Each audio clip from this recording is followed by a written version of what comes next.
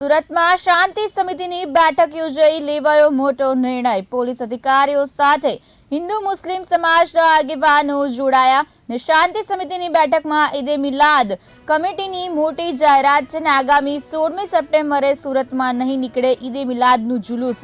રાજમાર્ગ થઈને ખાજાદાના જતું જુલુસ માત્ર ગલી મહોલ્લામાં જ ફરશે। ગણેશ વિસર્જન અને ઈદે મિલાદ બંને તહેવારો શાંતિપૂર્ણ માહોલમાં યોજવા બેઠક યોજાઈ હતી। આગામી 27મી ગણેશ વિસર્જન અને ઈદે મિલાદ બંને તહેવારો શાંતિપૂર્ણ માહોલમાં યોજાશે। આગામી 17મી સપ્ટેમ્બરે ગણપતિ વિસર્જન અલગ અલગ 12 સ્થળોએ વિસર્જન કરવામાં આવશે।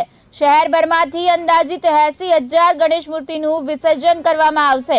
ઈદે મિલાદના જુલુસ અને ગણેશ વિસર્જનમાં ગણાશે ચુસ્ત બંદોબસ્ત। 15,000થી વધુ પોલીસ કર્મી બંદોબસ્તમાં તૈનાત કરવામાં આવશે। ક્રાઇમ બ્રાન્ચની 10 ટીમને કરાશે તૈનાત અને એસઓજીની 4 ટીમને તૈનાત કરવામાં આવશે।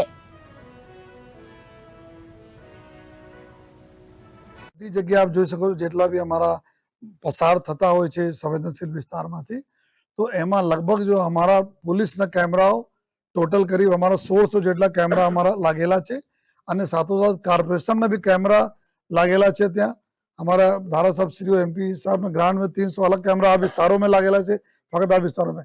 तो अपना बात करिए तो लगभग जो 3000 ना आसपास हमारा सीसीटीवी कैमराओ है।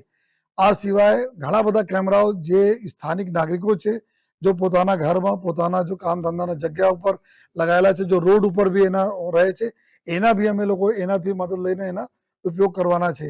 સાથોસાથ જો વિડીયોગ્રાફર જે રીતે મેં बताया જ્યાં નથી કેમેરા અમુક સ્ટેજમાં ત્યાં અમારા વિડીયોગ્રાફર રહેશે। 40 જગ્યા મેં નક્કી કર્યા છે और जो टेम्परेरी 2 દિવસ માટે કોર્પોરેશન तरफ से कैमरा लगावવામાં આવી રહ્યા છે। जो भी લાગી જશે તો એક જ્યાં જ્યાં મેં લાગતા કે અમારા ગ્રે એરિયા છે ત્યાં નથી કેમેરા ત્યાં બી આ લોકો લગાવશે। और ड्रोन से आखा पूरा सर्वेलेंस कंटिन्यूअस चालू रहશે कि गलियों में શું ચાલી રહ્યા છે, છતો પર શું ચાલી રહ્યા છે। અને જો અમારી છત વાળા ધાબા પોઈન્ટની જો ટીમ છે 320 ધાબા એટલે 3-4 માણસો બધા ધાબા ઉપર રહેવાના છે। તો હજારની સંખ્યામાં તો ધાબા પોઈન્ટમાં માણસોમાં ડિપ્લોયડ રહેશે। તો એનાથી બી અમે લોકો જોઈને કમ્યુનિકેટ કરીને સ્પેશિયલ ચેનલ નંબર એના આપવામાં આવેલા છે જેથી કમ્યુનિકેટ કરતા રહીએ અને જરૂર પડે આ રીતે અમે લોકો પગલાં લઈ શકીએ।